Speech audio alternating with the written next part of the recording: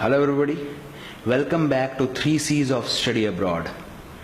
आज हम बात करेंगे कोर्स के बारे में।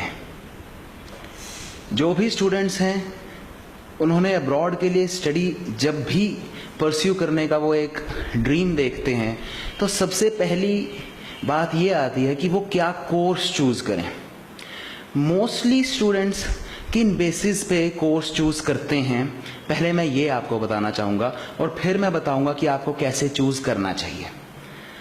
जो स्टूडेंट्स चूज करते हैं सबसे पहले चूज करते हैं या तो उनके पेरेंट्स या उनके रिलेटिव्स उनको गाइड करते हैं।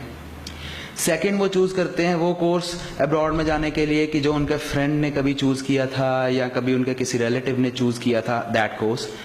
थर्ड वो अपने कंसल्टेंट के ऊपर, अपने एजुकेशन कंसल्टेंट के ऊपर पूरी तरह 100% निर्भर हो जाते हैं और जो कोर्स कंसल्टेंट देता है वो उसको आंख बंद करके ले लेते हैं। बट हमें चूज करना कैसे है कोर्स?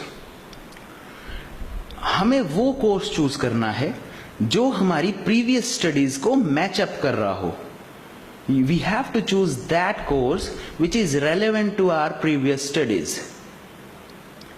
अगर आपने +2 नॉन मेडिकल करी है, +2 आपने करी है, उसके अंदर स्ट्रीम अगर आपने नॉन मेडिकल ली है तो आप उसके बाद ये देखिए कि आपके पास और कौन से कोर्स हैं। आप इसके अंदर या आप इसके अंदर मत रहिए कि मेरे पेरेंट्स मुझे ये कह रहे हैं, फ्रेंड्स ये कह रहे हैं और मेरा एजेंट, मेरा कंसल्टेंट मुझे ये कह रहा है।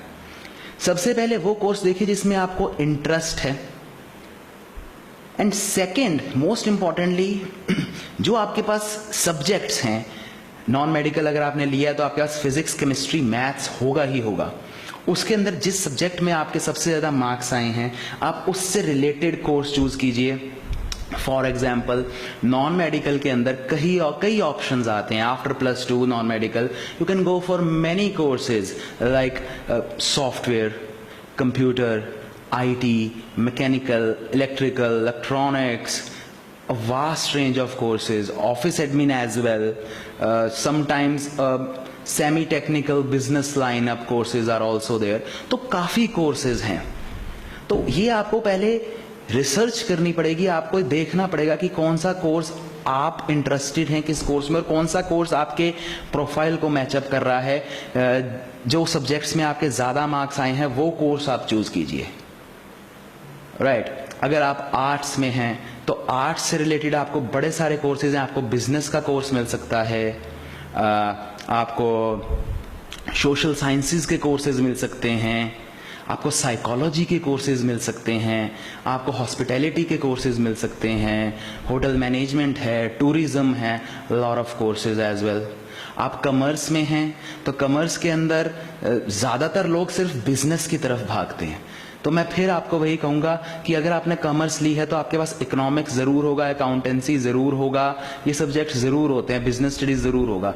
तो अगर आपके अकाउंट्स में ज़्यादा है तो आप अकाउंट से रिलेटेड कोर्स चूज़ कीजिए, इकोनॉमिक्स में ज़्यादा है इकोनॉमिक्स से रिलेटेड में जाइए, बिजनेस में ज़्यादा है तो बिजनेस से रिलेटेड कोर्स चूज़ कीजिए।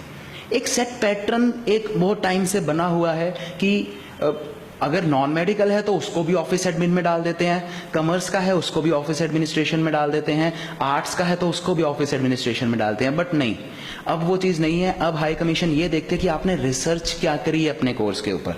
तो ये आपकी ड्यूटी है कि आपको रिसर्च करनी पड़ेगी, because in the market there are so much of false people, fake people are present, जो कि आपको कहीं ना कहीं मिसगाइड जरूर करेंगे। तो आप बिना किसी नॉलेज के उनके पास नहीं जा सकते। अब आपको एक बेसिक नॉलेज होनी चाहिए ताकि आप जाकर वहां पे उनसे क्वेश्चंस करें और वो आपके क्वेश्चंस का एक जेन्युइन सा आंसर दे सकें। तो अगर आपको लगता है कि वो आपको एक जेन्युइन आंसर दे रहे हैं तो आप वहां से अपनी फाइलिंग करवाइए। अगर आपको लगता है कि वो आपको जेन्युइन आंसर नहीं दे रहे तो you can move on to another consultant as well. Right, बात करूं मेडिकल की तो मेडिकल के अंदर भी बहुत सारे कोर्सेज हैं। नर्सिंग अवेलेबल है, हेल्थ साइंसेज के बहुत कोर्स हैं, फिजिकल फिटनेस के कोर्सेज हैं। बट ये कोर्सेज की एक डिमांड होती है। कुछ कोर्सेज में कुछ सब्जेक्ट्स चाहिए, कुछ में कुछ चाहिए। तो वही है कि आप अपनी एक हिस्ट्री को जरूर पढ़िए कि आपके सब्जेक्ट्स क्या थे। It's high time, it's 21st century और सब कुछ नेट पे अवेलेबल है। Just Google it and just search it.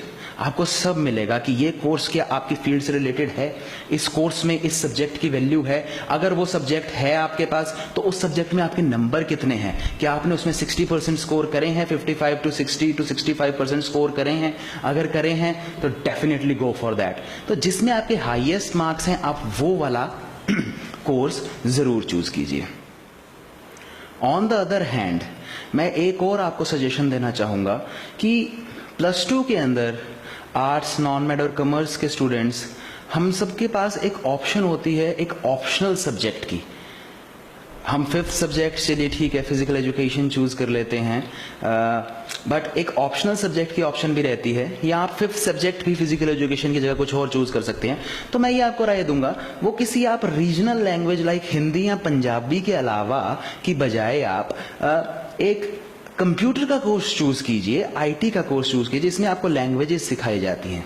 उसका ये फायदा रहेगा कि कल को जब भी आप कोर्स ऑफर लेटर के लिए अप्लाई करेंगे तो उसके अंदर आपका एक अपर हैंड रहेगा कि आपने ये कोर्स पहले लिया है और आपका उसके अंदर इंटरेस्ट था। तो इट्स माय सजेशन दैट जो भी स्टूडेंट्स अब +2 में जा रहे हैं तो वो जरूर कंप्यूटर नेटवर्किंग या आईटी के एक ऑप्शनल सब्जेक्ट जरूर लें अपने पास, राइट। एंड एक और चीज आती है कि क्या कोर्स अप्लाई करें आप, अगर आपका गैप है तो आपने जॉब करी है, राइट, तो आप वो कोर्स चूज कीजिए जो आपकी जॉब से रिलेटेड है। अगर आपने मार्केटिंग की फील्ड में जॉब करी है तो आप आगे मार्केटिंग का कोर्स लीजिए। So again relevancy matters a lot again, right students. So this is one more thing कि जो भी आपकी जॉब है आप उसको देख करके फाइल कीजिए। तो जो 3 मैंने आपको मेन कारण बताए जिसकी वजह से हम चूज करते हैं, राइट। आपको पेरेंट्स एक एडवाइस दे रहे हैं एक कि ये कोर्स लीजिए, बट आप ये देखिए क्या आपका उसमें इंटरेस्ट है।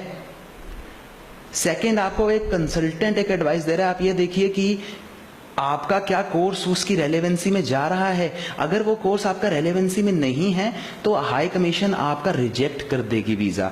ऑफर लेटर लेना किसी कॉलेज से कोई बड़ी बात नहीं है, वो आपको किसी लो ग्रेडेड कॉलेज से भी ऑफर लेटर दे सकता है, but at the time of visa high commission will reject that कि आपकी रेलेवेंसी नहीं बन रही। So students, it's high time कि अब हमको अपनी थिंकिंग, अपनी नॉलेज, अपनी पार बढ़ानी पड़ेगी, राइट। सो जब भी किसी कंसल्टेंट के पास जाइए ऑफ हैंड होके मत जाइए, एक फर्स्ट हैंड नॉलेज जरूर लेकर के जाइए कि आप जाकर के उनसे क्वेश्चंस पूछिए और वो जो आपको राय दे रहे हैं ताकि आपको समझ आए कि क्या वो ठीक बोल रहे हैं और नहीं।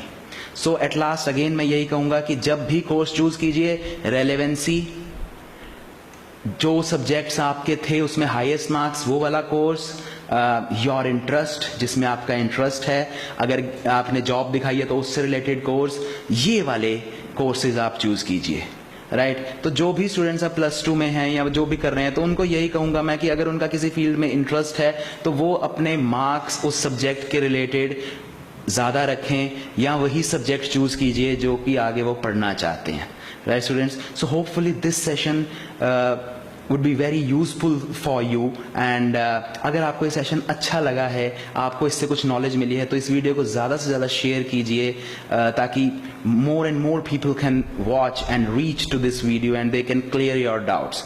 So I'll be back next time with more topics on 3 C's of study abroad. Till then, take care, have a great time.